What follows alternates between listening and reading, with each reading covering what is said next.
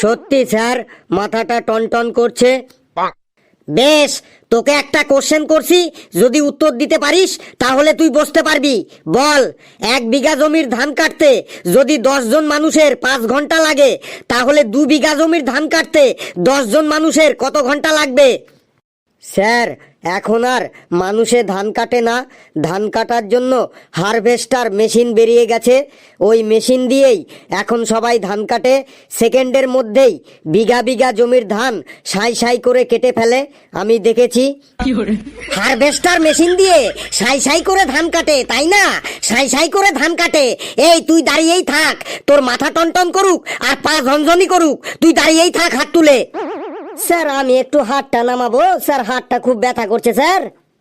বেশ কালু, তোকে একটা কোশ্চেন করছি, যদি উত্তর দিতে পারিস তাহলে তুই হাত নামাতে পারবি। বল, পাশু বাবু মর্নিং ওয়াক করার সময় 2 কিলোমিটার রাস্তা যেতে যদি 30 মিনিট সময় নেয়, তাহলে 4 কিলোমিটার রাস্তা যেতে কত মিনিট সময় নেবে? স্যার, পাঁচু বাবুকে তো কোনোদিনও মর্নিং ওয়াক করতে দেখিনি। তার মানে? স্যার, পাঁচু বাবুর বাড়ি আমাদের বাড়ির পাশেই। পাঁচু বাবুর ছেলে আমার বন্ধু, ওর নাম খেচু। পাঁচু বাবু তো কোনোদিনও মর্নিং ওয়াকে যায় না।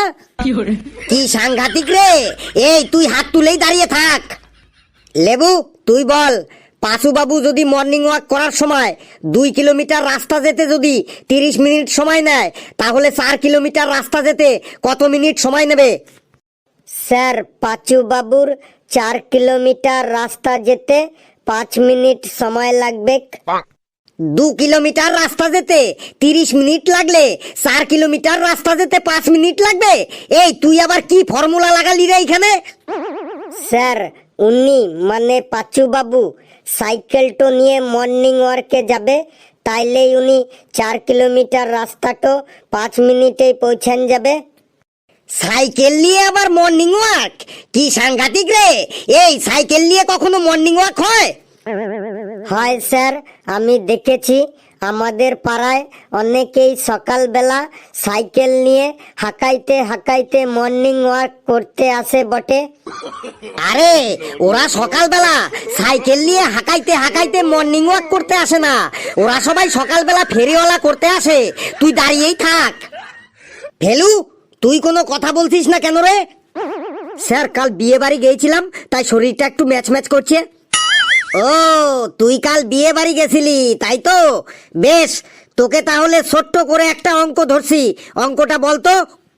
স্যার, আপনাকে হাত জোর করে বলছি, আজকে আমাকে ছেড়ে দিন। আমার মাথায় ওই কালকের ওই বিয়ে বাড়িটাই বারবার ঘুরপাক খাচ্ছে। তোর মাথায় বিয়ে বাড়ি ঘুরপাক খাচ্ছে? বেশ, তাহলে আজ তুই বিয়ে বাড়ি সম্পর্কেই বল। একটা বিয়ে বাড়িতে কি কি হয় সেটা তুই বল শুনি। স্যার, ছেলের বিয়ে বাড়ি সম্পর্কে বলবো নাকি মেয়ের বিয়ে বাড়ি সম্পর্কে বলবো? তুই মেয়ের বিয়ে বাড়ি সম্পর্কে বল। একটা মেয়ের বাড়িতে বিয়ের দিন কি কি হয় তুই বল। ছেলেটা আজ স্যারটোর মাথাটো পাগল করেই ছাড়বে। স্যার, বিয়ে বাড়িতে কি কি হয় বলছি।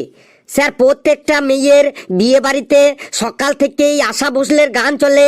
কথা হয়েছিল তবু কথা হলো না, আর সবাই এসেছে শুধু তুমি এলে না। তারপরে আর কত রাত একা থাকবো, এই গানটাও চলবেই চলবে, একদম মাস্ট। তারপরে বাচ্চা বাচ্চা ছেলে মেয়েরা বিয়ে বাড়িতে প্যান্ডেলের মধ্যে লুকোচুরি খেলবেই খেলবে। কোনো কোনো বাচ্চা আবার 10-12টা চেয়ার একটার উপর একটা সাজিয়ে উঁচু করে তার উপরে উঠবে আর সবাইকে বলবে, এই দেখ আমি পাহাড়ে উঠেছি। কখনো কখনো কোনো কোনো বাচ্চা আবার ওই উঁচু চেয়ার থেকে পড়ে আহত হয়, আহত হয়ে কান্নাকাটিও করে। তারপরে মেয়ের বাড়ির আত্মীয় স্বজনদের মধ্যে এমন একজন লোক থাকবে যিনি রান্নার কাছে গিয়ে ঘুরঘুর করবে আর রাঁধুনির সাথে রান্না বান্না সম্পর্কে এমন এমন গল্প করবে যে উনি মনে হয় বিরাট বড় একটা রাঁধুনি, আর রাঁধুনিও ওই লোকটির কথাতে মনে মনে বিরক্ত হয়, কিন্তু মুখে কিছু বলতে পারে না। একদম ঠিক বলেছিস।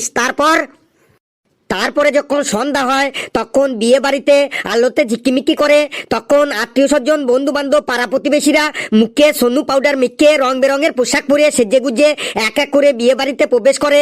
কেউ কেউ আছে তারা এমন সাজে যে তাদেরকে আর চেন্নাই যায় না। তারা বিয়ে বাড়িতে ঢুকেই প্রথমেই দেখে নেবে ফুচকার স্টলটা আর পকোড়ার স্টলটা কোথায় আছে। বিয়ে বাড়িতে ফুচকার স্টলে এত ভিড় থাকে যেটা কোনো মেলাতেও দেখা যায় না। কেউ কেউ আছে ফুচকার দোকানে এমন ভাবে হামলে পড়ে যে বাবার জন্মেও কখনো ফুচকা খায়নি। কেউ কেউ আছে কিনে খেলে 5টা 10টার বেশি খায় না, কিন্তু বিয়ে বাড়িতে গিয়ে ফ্রিতে পেয়ে 50-60টাও খেয়ে ফেলে। একদম ঠিক বলেছিস।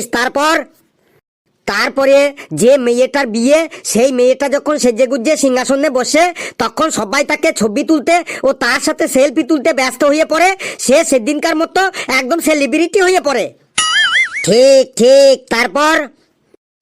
তারপরে ওই মেয়েটাকে যখন ওদের বাড়ির ভাড়া করা ক্যামেরাম্যান নান্না পোজে ছবি তুলতে থাকে, তখনই কেউ এসে খবর দেয় বড় বরযাত্রীর গাড়ি চলে এসেছে।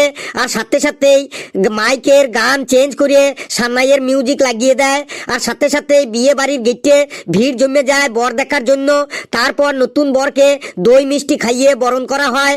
দই মিষ্টি খেয়ে নতুন বর যখনই বিয়ে বাড়িতে ঢুকবে, ঠিক তখনই একদল মেয়ে এসে বরের কাছে টাকা চাইবে। ওটাকে চলন আটকানো বলে। কোনো বিয়ে বাড়িতে ওই চলন আটকানো নিয়ে এমন দর কষাকষি চলে, শেষে ছোট্টখাটো যুদ্ধ লেগে যায়। ঠিকই বলেছিস একদম। তারপরে চলন টলন দিয়ে বর যখন বিয়ে বাড়িতে প্রবেশ করে, আর বরের পেছনে পেছনে বরযাত্রীরাও প্রবেশ করে। কিছু বরযাত্রী আছে যারা বিয়ে বাড়িতে ঢুকে টিফিনের প্যাকেটটা হাতে নিয়েই দল বেঁধে বিয়ে বাড়ির পাশের কোনো ঝোপে জারে ঢুকে পড়ে। তারা যেও টিফিনের প্যাকেট নিয়ে ঝোপে জারে ঢুকে কি করে কে জানে। তারপরে শুরু হয় খাওয়ার প্যান্ডেলে খেতে বসার জন্য সিট রাখারাখির পাল্লা। যারা খেতে বসে তাদেরকে গিয়ে সবাই বলে, দাদা আপনার সিটটা কি কেউ বলেছে? যদি সে বলে না বলেনি, তাহলে তার পেছনে এসে দাঁড়িয়ে থাকবে সিট রাখার জন্য। এইভাবে যারা খেতে বসে তাদের প্রত্যেকের পেছনে পেছনে একজন করে দাঁড়িয়ে থাকে সিট রাখার জন্য। কেউ কেউ আবার বাসের মতো ট্রেনের মতো রুমাল দিয়ে ভ্যানিটি ব্যাগ দিয়ে জলের বোতল দিয়েও সিট রাখে। অনেক বিয়ে বাড়িতে তো খাবার প্যান্ডেলে সিট নিয়ে মারামারিও লেগে যায়। কেউ কেউ আবার সিট রাখতে গিয়ে ধস্তাধস্তি করতে গিয়ে আবার হালকা আহত হয়ে যায়। ঠিক একদম ঠিক। তারপরে যখন সবাই খেতে বসে, তখন সবার সামনে সামনে একবার করে ভিডিও ক্যামেরা চলে আসে। যখন কারো সামনে ভিডিও ক্যামেরা আসে, তখন কেউ কেউ লজ্জা পায়, আবার কেউ কেউ নানা অঙ্গভঙ্গিও করে। তারপর খেয়ে দিয়ে হাত ধোয়ার পর যখন সবাই বাড়ি যায়, তখনই শুরু হয় সমালোচনা। কিসের সমালোচনা? ব্যাপারটা বুঝলাম না তো, খুলে বলতো একটু। বিয়ে বাড়িতে লোকজন যখন খেয়ে দিয়ে বাড়ির দিকে রওনা দেবে, তখনই কেউ কেউ সমালোচনা করতে যাবে। কেউ বলবে বরটা একটু কালো হয়েছে, কেউ বলবে বরটা একটু মোটা, কেউ বলবে বরটা একটু বেটে, কেউ বলবে বরটা অনেক বয়স্ক হয়ে গেছে, বরের মাথায় টাক পড়ে গেছে, কেউ বলবে বরটা ভালো চাকরি করে বলে এমন মেয়ে পেলো, কেউ বলবে খাসির মাংসটা সেদ্ধ হয়নি, আর একটু সেদ্ধ হইলে ভালো হতো, কেউ বলবে ফ্রাইড রাইসটা ঠান্ডা হয়ে গেছিল, কেউ বলবে আইসক্রিমটা গলে গেছে। মানে শুধু সমালোচনা আর সমালোচনা, এত খেয়েও সমালোচনা। মানে বিয়ে বাড়িতে খাবে আবার সমালোচনা করতে যাবে। তুই তো দেখছি একদম বিয়ে বাড়ি নিয়ে একদম রিসার্চ করে একদম পিএইচডি করে এসেছিস। এই তোরা বস,